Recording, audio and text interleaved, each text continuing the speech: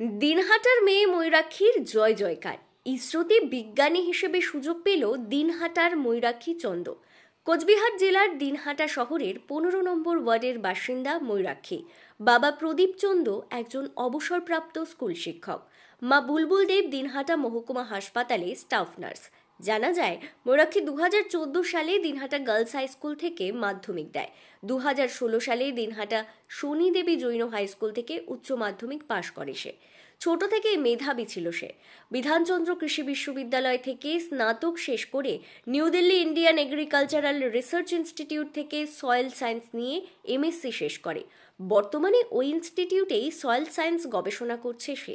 লিখিত পরীক্ষায় উত্তীর্ণ হলে 20 মার্চ মৌখিক পরীক্ষা হয়, যার ফলাফল 8 এপ্রিল জানানো হয়। সেখানেই ময়ূরাক্ষী জানতে পারে ইসরো যে 4 জনকে বেছে নিয়েছেন নতুন বিজ্ঞানী হিসেবে, তাদের মধ্যে সে একজন। এই খবর ছড়িয়ে পড়তেই আনন্দে আত্মহারা তার পরিবার, বন্ধুবান্ধব এবং সকলেই। খবর ছড়িয়েছে গোটা দিনহাটা জুড়ে। খুশির আবহ জেলা কোচবিহারেও। মেয়ের এত বড় সাফল্যে খুশি ময়ূরাক্ষীর মা বাবাও। তারা বলেন, মেয়ে এত বড় সুযোগ পেয়েছে ভাবতেই পারছি না। আগামী দিনে মেয়ে দেশের সেরা বিজ্ঞানীদের তালিকায় জায়গা করে নিক, সেটাই চাইছেন মা বাবা। ময়ূরাক্ষী জানায়, বর্তমানে সে New Delhi Indian agricultural research ইনস্টিটিউটে থেকে গবেষণা করছে। এরই মাঝে এই সুযোগ বড় পাওনা।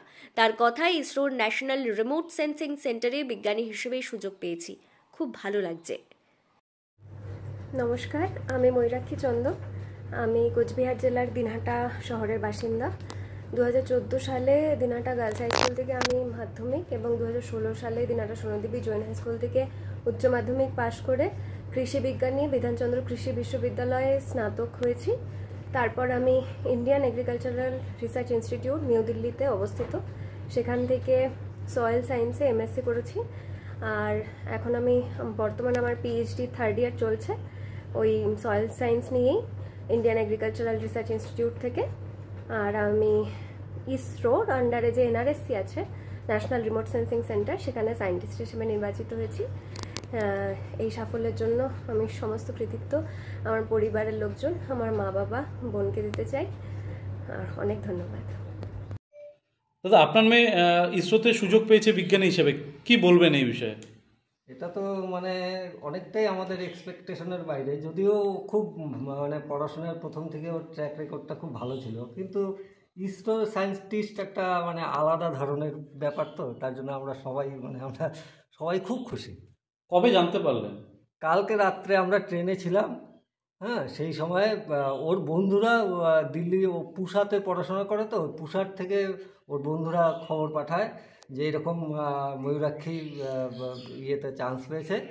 আপনারা ওনাকে জানায়েন না, ময়ূরাক্ষীকে জানায়েন না, আমরা এখানে ওকে এয়ারপোর্টে যাই একটা ওকে একটু করবো আর করে। তারপরে আমরা ওকে জানাই নি। তারপরে এয়ারপোর্টে ওরা যখন বন্ধুবান্ধবরা এসে ওকে অনেক কিছু উপহার টুপার দিয়ে জানিয়েছে, তারপরে আমাদের জানিয়েছে। কেমন লাগছে এখন? খুবই ভালো। এটা তো আমরা ভাবতেই পারিনি যে ও এইরকম একটা জায়গায় যাবে, একটা ভালো চাকরি পাবে, এইটুকু আশা করেছিলাম। যে বরাবরই ওর পড়াশোনার ট্র্যাক রেকর্ডটা খুব ভালো, কিন্তু পুষার সায়েন্টিস্ট এটা তো একটা অন্য ধরনের ইসরোর সায়েন্টিস্ট, এটা একটা অন্য ধরনের ব্যাপার। তার জন্যই খুব ভালো লাগছে। কেমন পরিশ্রম দিতেন মেয়ের পেছনে? মেয়ের পেছনে প্র্যাকটিক্যালি ও যা করেছে তার জন্য 90%ই ও নিজের থেকেই করেছে। আমরা যেটুক বাবা মা হিসাবে সাপোর্ট দিতে হয়, হ্যাঁ, ফিনান্সিয়াল বা অন্য সব দিক দিয়ে, সেগুলো সাপোর্ট দিয়েছি। কিন্তু পড়াশোনার যে ব্যাপারটা, সেটার কৃতিত্ব যদি কিছু করে থাকে সেটা সম্পূর্ণ। মা হিসাবে কেমন লাগছে?